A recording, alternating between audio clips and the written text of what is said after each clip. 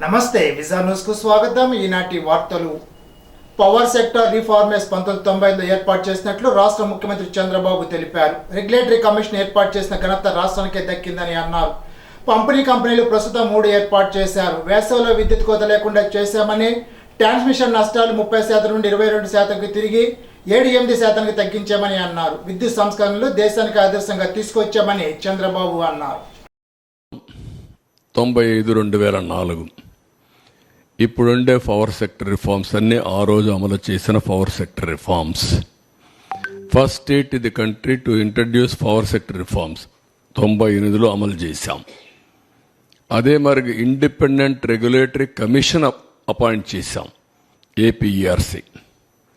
దేశంలోనే మొట్టమొదటి regulatory commission. ఆ తర్వాత టెలికాంలో, సివిల్ ఏవియేషన్లో ఇంకా చాలా డిపార్ట్మెంట్లు వచ్చాయి.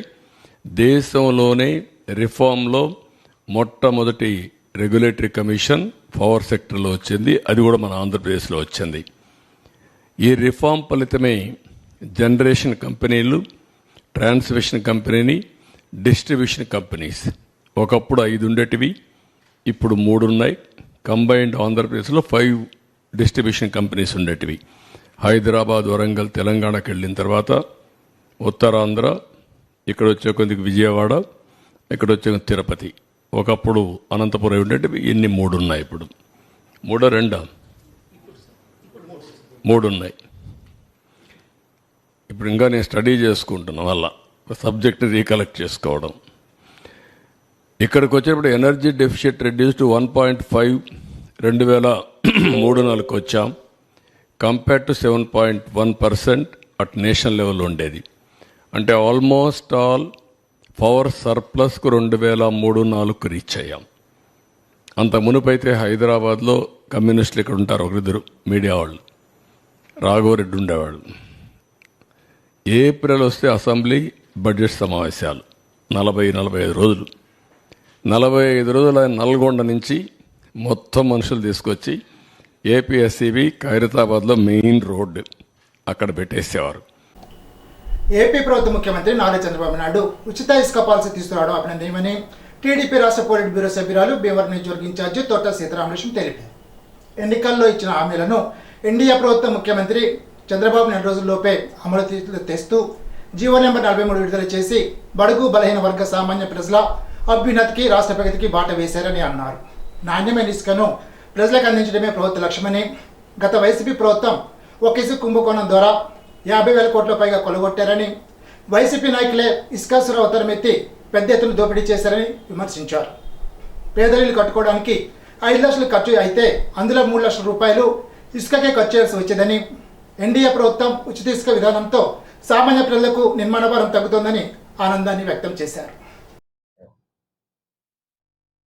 రాష్ట్ర ముఖ్యమంత్రి గౌరవనీయులు నారా చంద్రబాబు నాయుడు గారు, అలాగే మరి గౌరవనీయులు డిప్యూటీ సీఎం పవన్ కళ్యాణ్ గారు నిన్న ఇసుక పాలసీ ఏదైతే ఉందో దాని మీద 43వ నెంబరు పాలసీ తీసుకుని నిన్న జీవో విడుదల చేయడం జరిగింది. అది చాలా హర్షణీయం, అభినందనీయం కూడా. ఎందుకంటే ఎలక్షన్లో ఏదైతే మాట ఇచ్చారో ప్రజల కోసం, అలాగే పేదల కోసం, బడుగు బలహీన వర్గాల కోసం, అదేవిధంగా ఈ ఇసుకను ఉచిత ఇసుక అంటే అక్కడ ఉన్న పరిస్థితులను బట్టి ఖర్చులు మినహా ఉచితంగా ఇసుక ఇచ్చే విధానం పెట్టడం అనేది చాలా చాలా అభినందనీయం. ఎందుకంటే గతంలో చాలామంది ఇల్లు కట్టుకోలేక దాదాపు చిన్న ఇల్లు కూడా దాదాపు 3-4 లక్షలు ఇసుకే పెట్టే పరిస్థితులు ఉండేవి. ఈ రోజున ఉచితంగా ఇసుక పాలసీ తెచ్చి మరి రాష్ట్ర ప్రజలకు ఒక ఊరట కలిగించే విధానంగా చేయడం జరిగింది. ముఖ్యంగా ఈ రోజు మరి వైఎస్ఆర్ ప్రభుత్వంలో భవన కార్మికులు కావచ్చు, ఎందుకంటే ఇసుక అందుబాటులో లేక ప్రతి ఒక్కరూ ఇబ్బందులు పడి ఇల్లు కట్టుకోలేని పరిస్థితి చాలామందికి ఉండేది. ఈ రోజున ఎలక్షన్లో ఏదైతే మాట ఇచ్చారో దాంట్లో భాగంగానే మొన్న డిఎస్సి అందరికీ కూడా 16,000 మందికి ఉద్యోగాలు వచ్చే విధంగా, అదేవిధంగా మరి ప్రతి ఒక్కరికి కూడా పెన్షన్లు కూడా ఇవ్వడం జరిగింది. ఎవరికైతే అర్హతుందో అందరికీ కూడా పెన్షన్లు ఇవ్వడం జరిగింది. ఇప్పుడు 3వది కూడా మరి ఈ రోజున ఇసుక పాలసీ తెచ్చి ప్రజలందరికీ కూడా ఊరట కలిగించే విధంగా చేయడం చాలా సంతోషం. ఈ రోజున మరి దాదాపుగా 50 వైఎస్ఆర్ ప్రభుత్వంలో ఏదైతే ఇసుక విధానం ఉందో దాదాపుగా మరి వేలాది కోట్లు 58,000 కోట్ల పైనే మరి అవినీతి జరిగిందనేది ఆరోపణలు మనకందరికీ తెలుసు. ఈ రోజున ప్రతి ఒక్కళ్ళు మంచి నాణ్యమైన ఇసుక ప్రతి ఒక్కరికి అందుబాటులోకి వచ్చే విధంగా ఈ పాలసీ పెట్టడం చాలా సంతోషం, అభినందనీయం కూడా తెలియజేస్తుంది. గత వైసీపీ ప్రభుత్వం నిధులను దుర్వినియోగం చేసిందని కేంద్ర పరిశ్రమల శాఖ సహాయ మంత్రి భూపతిరాజు శ్రీనివాస్ వర్మ విమర్శించారు. భీమవరం పార్టీ కార్యాలయంలో ఆయన మీడియాతో మాట్లాడారు. రాష్ట్రంలో పరిస్థితులు దారుణంగా ఉన్నాయని అన్నారు. రాష్ట్రాభివృద్ధిపై కేంద్రంలో ముఖ్యమంత్రులు అధికారులు చర్చించామని తెలిపారు. గతంలో ఏ అయితే మంత్రిత్వ శాఖలు ఆయా శాఖలకు సంబంధించి ఇచ్చినటువంటి నిధులు ఏవైతే ఉన్నాయో దాని తాలూకు ఆరా తెలియడం లేదు, ఆచూకీ తెలియడం లేదు. అంటే గత ప్రభుత్వం ఏ స్థాయిలో కేంద్ర ప్రభుత్వం నిధులను దుర్వినియోగం చేసిందని చెప్పడానికి నేను ఈ విషయం చెప్తా ఉన్నా. అన్ని శాఖల్లో కార్యదర్శులు గతంలో ఏదైనా ఒక ప్రాజెక్టుకి సంబంధించి ఆయా శాఖకు సంబంధించి 200 కోట్లు, 300 కోట్లు, 400 కోట్లు, 500 కోట్లు ఇస్తే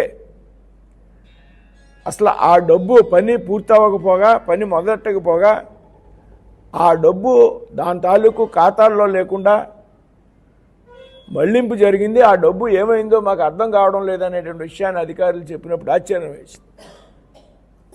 అంటే గతంలో ఉన్నటువంటి వైసీపీ ప్రభుత్వం ఎంత పెద్ద ఎత్తున నిధులు మళ్లింపుకి చేసింది అనేటువంటి విషయాన్ని మనం అర్థం చేసుకోవాలి. ఆ డబ్బులు ఏమైనాయో తెలీదు, దేనికి ఖర్చు పెట్టారో తెలీదు, దానికి యుటిలిటీ సర్టిఫికెట్ లేదు. కేంద్ర ప్రభుత్వంలో నిబంధనల ప్రకారం ఏదైనా కొంత డబ్బు రాష్ట్రానికి వస్తే పలానా ప్రాజెక్టు కోసం, పథకం కోసం అవి ఖర్చు పెట్టాక దాని తాలూకు యుటిలిటీ యూసీ సర్టిఫికెట్ అంటాం, యుటిలిటీ సర్టిఫికెట్ ఇస్తే దాని తాలూకు రిమైనింగ్ బ్యాలెన్స్ అమౌంట్స్ 2వ దఫా 3వ దఫా ఇచ్చేటువంటి సిస్టమ్ ఉంటుంది కేంద్రం. ఏమీ లేకుండా గతంలో రాష్ట్ర ప్రభుత్వం వ్యవహరించింది అనేటువంటి విషయాన్ని అధికారులు స్పష్టం చేశారు. అయినప్పటికీ కూడా కేంద్ర మంత్రులు చాలా పాజిటివ్గా స్పందించి అధికారులతో కూడా మాట్లాడి దాని మీద మనం ఏమైనటువంటి విషయం మీద మనం ఎంక్వైరీ చేద్దాం. కానీ దాని కారణంగా ఆంధ్ర రాష్ట్రానికి మనం మంజూరు చేసేటువంటి ప్రాజెక్టుల్లో ఆలస్యం చేయవద్దు అనేటువంటి విషయాన్ని అక్కడ ఉన్నటువంటి కేంద్ర మంత్రులు అధికారులకు చాలా స్పష్టంగా చెప్పడం లేదు. రూల్ పొజిషన్ పాటిస్తూనే ఆంధ్ర రాష్ట్రానికి ఏ విధమైన సహకారం కావాల్సిన మనం చేద్దాం అనేటువంటి విషయాన్ని చాలా కాలానుగుణ వ్యాధుల నుండి రక్షణ పొందేందుకు విస్తృతంగా పారిశుధ్య కార్యక్రమాలను యుద్ధ ప్రాతిపదికన చేపట్టాలని జిల్లా కలెక్టర్ సి నాగరాణి మున్సిపల్ అధికారులను ఆదేశించారు. మంగళవారం కలెక్టరేట్ వసతి సమావేశ మందిరంలో జిల్లా collector C Nagarani municipal public health అధికారులతో సమావేశమై ఆయా శాఖలో జరుగుతున్న కార్యక్రమాలపై సమీక్షించారు. ఈ సందర్భంగా జిల్లా కలెక్టర్ నాగరాణి మాట్లాడుతూ జిల్లా అంతటా కంటికి కనిపించేంత స్పష్టంగా పారిశుధ్య కార్యక్రమాలు చేపట్టాలని ఆదేశించారు. వర్షాకాలం సీజన్లో డయేరియా, డెంగ్యూ జ్వరాలు తదితర వ్యాధులు అపరిశుభ్రత, నీటి కాలుష్యం కారణంగా ప్రబలుతున్నాయని అన్నారు. ఎక్కడా చెత్త కుప్పలు, తాగునీటి పైప్ లైన్లు లీకేజ్ లేకుండా చూడాలని తెలిపారు. వీధుల్లో, షాపుల ముందు డ్రైనేళ్ల చెత్త వేయకుండా నిర్దేశించిన ప్రదేశాల్లో మాత్రమే చెత్త వేసేలాగా ప్రజల్లో విస్తృత అవగాహన కల్పించాలని అన్నారు. తడి చెడి పొత్తలను వేరువేరుగా ఉంచి అందించేలాగా చర్యలు తీసుకోవాలని అన్నారు. కార్యక్రమంలో joint collector CV Praveenaditya, municipal administration regional director Narasimharaju, public health SC Sudhakar, Bhimavaram municipal commissioner Shyamala, Trinatharao, Vijay, municipal కమిషనర్లు, సాయి మున్సిపల్ కమిషనర్లు, డిప్యూటీ ఈలు, ఏఈలు తదితరులు పాల్గొన్నారు. జిల్లాలో కుష్ఠవ్యాధి పూర్తిగా నిర్మూలించేందుకు కృషి చేయాలని డిఆర్ఓ భాస్కర్రావు అన్నారు. మంగళవారం కలెక్టరేట్లో డిఆర్ఓ ఉదయ భాస్కర్రావు వివిధ శాఖల అధికారులతో కుష్ఠవ్యాధి నిర్మూలనపై సమన్వయ కమిటీ సమావేశాన్ని నిర్వహించారు. ఈ సందర్భంగా డిఆర్ఓ మాట్లాడుతూ జిల్లాలో కుష్ఠవ్యాధి వ్యాప్తి చెందడానికి వీలేదని స్పష్టం చేశారు. వ్యాధిని సంపూర్ణంగా నిర్మూలించేందుకు తగిన చర్యలు చేపట్టాలని ఆదేశించారు. జాతీయ కుష్ఠవ్యాధి నిర్మూలన కార్యక్రమంలో భాగంగా ఈ నెల 18 నుండి ఆగస్టు 2 వరకు జిల్లాలో ఇంటింటి సర్వే చేపట్టడం జరుగుతుందని అన్నారు. ప్రజల్లో విస్తృత అవగాహన కల్పించడం ద్వారా వ్యాధిని చాలా వరకు అరికట్టవచ్చునని, వ్యాధిగ్రస్తులను ముందుగానే గుర్తించవచ్చునని సూచించారు. దీనికోసం వివిధ ప్రభుత్వ శాఖల సమన్వయంతో పనిచేయాలని, ఈ వ్యాధి కారణాలు, చికిత్స, నివారణ చర్యలను ప్రజలకు వివరించాలని కోరారు. అత్తిరి గంటవారి పుంతుల గల కొండలరాయుడు స్వామివారికి ఈ నెల 11న స్కంద పంచమి సందర్భంగా విశేష పూజలు హోమాలు నిర్వహించినట్లు ఆలయ కమిటీ చైర్మన్ గొట్టుముక్కల సత్యనారాయణరాజు తెలిపారు. భక్తులు ఈ కార్యక్రమంలో పాల్గొనాలని కోరారు. ఆంధ్రప్రదేశ్ ప్రధానోపాధ్యాయ సంఘం రాష్ట్ర విద్యాశాఖ మంత్రి నారా లోకేష్ని కలిసి పాఠశాల విద్యా వ్యవస్థలు ఎదుర్కొంటున్న అనేక సమస్యలు తెలిపారు. సంఘ రాష్ట్ర ప్రధాన కార్యదర్శి శ్రీనివాసరావు నాయకత్వంలో రాష్ట్రంలోని వివిధ జిల్లాల నుండి వచ్చిన ప్రతినిధులతో మంత్రి దృష్టికి సమస్యను తీసుకువెళ్లామని పశ్చిమ గోదావరి జిల్లా సంఘ అధ్యక్షులు నేలపాటి వెంకటరమణ తెలిపారు. విద్యాశాఖ మంత్రి లోకేష్ ప్రతి సమస్యను క్షుణ్ణంగా పరిశీలించి సమీక్ష చేపట్టి పరిష్కరిస్తామని హామీ ఇచ్చారని తెలిపారు. మంత్రి లోకేష్ రాష్ట్రం నుండి వచ్చిన ప్రతి ప్రధానోపాధ్యాయునితో అభిమానంగా పలకరించారని పశ్చిమ గోదావరి జిల్లా సంఘాధ్యక్షుడు నేలపాటి వెంకటరమణ తెలిపారు. సంఘ ప్రతినిధులు సెక్రటరియట్కు వెళ్లి అధికారులకు సమస్యల విజ్ఞప్తి అందించారు. ప్రముఖ పారిశ్రామికవేత్త మాజీ కేంద్ర మంత్రి కీర్తిశేషులు బోల బుల్లిరామయ్య జయంతి సందర్భంగా తనకు ఎమ్మెల్యే కార్యాలయంలో బోల చిత్రపటానికి పూలమాల వేసి ఘన్యవాదాలు అర్పించారు. ఈ సందర్భంగా కలగల వెంకటకృష్ణ మాట్లాడుతూ పారిశ్రామిక సామ్రాజ్య స్థాపనలో బోల బుల్లిరామయ్య ప్రముఖ ప్రజ్ఞాశరణలో ఎటువంటి సందేహం లేదని అన్నారు. పారిశ్రామిక రంగంలోని రాజకీయ రంగంలో విద్యారంగంలో కానీ సేవా రంగంలో కానీ ఆయన తనదైనటువంటి ప్రత్యేకతను చాటుకున్న మహోన్నత వ్యక్తి డాక్టర్ బోల బుల్లిరామయ్య అని అన్నారు. పారిశ్రామికవేత్తగా ఆంధ్ర షుగర్స్లో ఆయన ప్రస్థానాన్ని ప్రారంభించి తణుకు పట్టణ పరిసర ప్రాంతాల్లో అనేక మంది యువతకు ఉపాధి కల్పించడంలో బుల్లిరామయ్య మేధా సంపత్తి ఎంతో ఉపయోగపడిందని అన్నారు. రాజకీయ రంగంలో పార్లమెంట్ సభ్యునిగా అత్యధిక మెజార్టీతో గెలిచారని, దాదాపు 4 సార్లు పార్లమెంట్ సభ్యునిగా గెలుపొంది కేంద్ర మంత్రిగా పనిచేసి దేశాభివృద్ధిలో రాష్ట్రాభివృద్ధిలో తణుకు ప్రాంత అభివృద్ధిలో తనదైన ముద్ర వేసుకున్న వ్యక్తి బుల్లిరామయ్య అని అన్నారు. బోల బుల్లిరామయ్య తెలుగుదేశం పార్టీ అందించిన సేవలు ఎప్పటికీ మరువలేవని కొనియాడారు. కార్యక్రమంలో తెలుగుదేశం పార్టీ నాయకులు, కార్యకర్తలు, అభిమానులు పాల్గొన్నారు.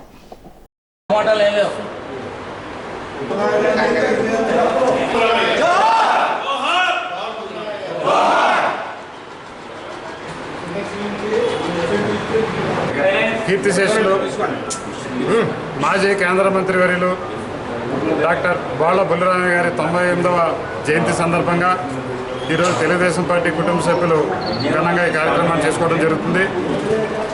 ఏదైతే బోల బుల్లిరామయ్య గారి గతంలో తూర్పుగోదావరి జిల్లాలో ఒక పల్లెటూరులో పుట్టి తణుకులో ఆంధ్ర షుగర్స్ అనే సంస్థని స్థాపించి అందులో టెక్నికల్ మేనేజింగ్ డైరెక్టర్గా ఎదిగి దానిలో భాగంగా అనేక పరిశ్రమలు స్థాపించి తణుకుని అంతర్జాతీయ స్థాయిలో గుర్తింపు తెచ్చినటువంటి ఘనత డాక్టర్ బోల బుల్లిరామయ్య గారిది. అలాగే రాకెట్ ఇంధనానికి ఫ్యూయల్కి సంబంధించిన సంస్థ తణుకులో ప్రప్రథమంగా స్థాపించి ప్రపంచవ్యాప్తంగా గుర్తించి తెచ్చిన నాయకుడు కూడా ఎవరైనా ఉన్నారంటే బోల బుల్లిరామయ్య గారు. ఆయన మంచి విజన్ ఉన్న నాయకుడు. అలాగే పరిశ్రమలు కానీ కేంద్ర మంత్రిగా చేసినప్పుడు కానీ ఆయన చేసిన కృషి ఎనలేనిదని చెప్పుకోవచ్చు.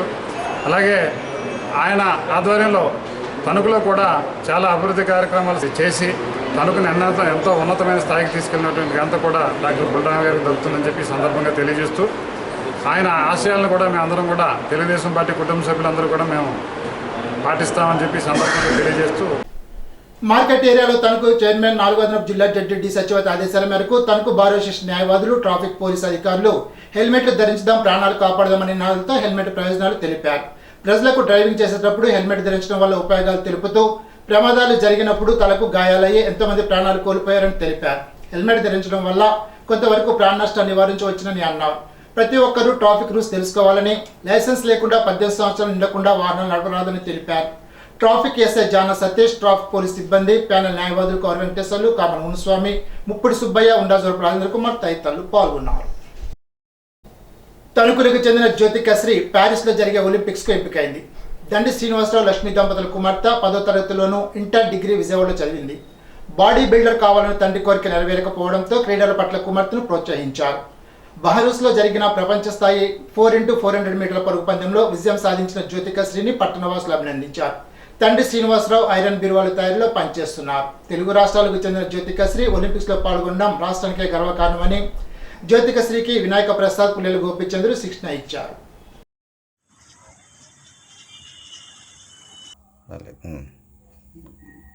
13వ ఏటన రోటరీ క్లబ్ వాళ్ళు పెట్టిన రన్నింగ్ పోటీలో మా అమ్మాయి ప్రతిభను చూసి నేను తను రన్నింగ్లో ప్రాక్టీస్ ఇప్పిస్తే మంచి స్థాయికి వెళ్తుందని గుర్తించాను.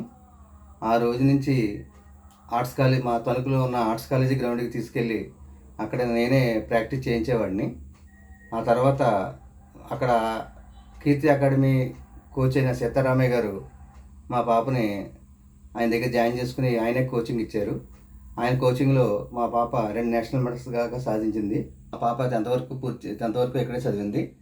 చదువులో కూడా తను చాలా బాగా చదివేది. 10thలో 9.7 గ్రేడ్ తీసుకున్నది. ఆ తర్వాత ఇంటర్మీడియట్ విజయవాడలో శ్రీ సిద్ధార్థ మహిళా కళాశాలలో జాయిన్ చేసాం.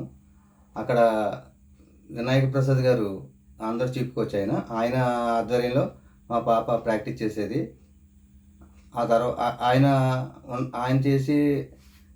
దగ్గర చేసిన టైంలో ఆల్ ఇండియా యూత్ అథ్లెటిక్స్ ఛాంపియన్షిప్లో 400 మీటర్స్లో గోల్డ్ మెడల్ కొట్టి ఏషియా ఛాంపియన్షిప్కి సెలెక్ట్ అయింది. అందులో కూడా మంచి ప్రతిభ కనపరిచి వరల్డ్ అథ్లెటిక్స్ ఛాంపియన్షిప్ కూడా మా పాప సెలెక్ట్ అయ్యి అక్కడ కూడా మంచి ప్రతిభ కనపరిచింది. ఆ తర్వాత Khelo all India university silver medal కూడా సాధించింది. ఆ తర్వాత కరోనా టైంలో కొంచెం మన ఆంధ్రాలో ప్రాక్టీస్ చేయడానికి సరైన సదుపాయాలు లేవని చెప్పి హైదరాబాదు గచ్చిబౌలి స్టేడియంలో ద్రోణాచార్య అవార్డు గ్రహీత నాగపూర్ రమేష్ గారి దగ్గర జాయిన్ చేయడం జరిగింది పాపని. అప్పుడు ఆయన శిక్షణలోనే అండర్-23 ఛాంపియన్షిప్ సాధించింది. అండర్-23 ఛాంపియన్షిప్ సాధించినప్పుడు మంచి బెస్ట్ టైమింగ్ చేయడం మీద ఇండియన్ క్యాంప్కి పాపను సెలెక్ట్ చేసుకున్నారు. ఇండియన్ క్యాంప్కి సెలెక్ట్ చేసుకున్నాక పాప కేరళ త్రివేంద్రంలో ఇండియా క్యాంపులో పాప శిక్షణ తీసుకుంటుంది 2 సంవత్సరాల నుంచి. ఈ 2 సంవత్సరాల్లో తను ఎన్నో నేషనల్ మెడల్స్ మరియు ఏషియన్ అథ్లెటిక్స్ ఛాంపియన్షిప్లో 4x400 రిలేలో బ్రాంజ్ మెడల్ సాధించింది. అది కాకుండా రీసెంట్గా ఈ సంవత్సరం 2024లో బహామాస్లో జరిగిన వరల్డ్ రిలే అథ్లెటిక్స్ ఛాంపియన్షిప్లో మన ఇండియా తరపు నుంచి పోటీ చేసి మంచి ప్రతిభ కనపరిచి మన ఇండియా జట్టుని ఒలింపిక్స్ సెలెక్ట్ అయ్యేలాగా తనకు ఎంతో కృషి చేసింది. ఆ ప్రతిభతో ఇవాళ ఒలింపిక్స్ వెళ్ళడానికి క్వాలిఫై అయింది. అది కాకుండా రీసెంట్గా బ్యాంకాక్లో జరిగిన రిలే అథ్లెటిక్స్ ఛాంపియన్షిప్లో మిక్స్డ్ రిలే అంటే 4x400 మిక్స్డ్ రిలేలో నేషనల్ రికార్డుతో పాటు గోల్డ్ మెడల్ కూడా సాధించింది. మానవతో తనకు ఆధ్వర్యంలో తనకు రోటరీ క్లబ్లో కొత్తపాడుకు చెందిన దివ్యాంగుడు కట్టిరెడ్డి శ్రీనివాసరావుకు 3 చక్రాల సైకిల్ దివంగత బోలబుల్రామయ్య జయంతి సందర్భంగా అందజేశారు. కార్యక్రమంలో శాంతి ర్యాలీ చైర్మన్ గమీర్ రాంబాబు, మండల కన్వీనర్ బోడపాటి రామలక్ష్మి, కన్వీనర్ సతీష్ బాబు, కార్యదర్శి రామకోసి, కోశాధికారి ఏ కాశీ, రామలక్ష్మి, మలిన అన్నసారథి, హనుమంతరావు, భాస్కర్రావు తదితరులు పాల్గొన్నారు. తణుకు నారాయణ పాఠశాలలో గో గ్రీన్ కార్యక్రమాన్ని నిర్వహించినట్టు ప్రిన్సిపల్ కె సత్యనారాయణ తెలిపారు. పర్యావరణ పరిరక్షణకు ప్రతి ఒక్కరూ మొక్కలు నాటాలని అన్నారు. ఈ సందర్భంగా ర్యాలీ నిర్వహించారు. ఎస్జేపీ రామరెడ్డి తదితరులు పాల్గొన్నారు.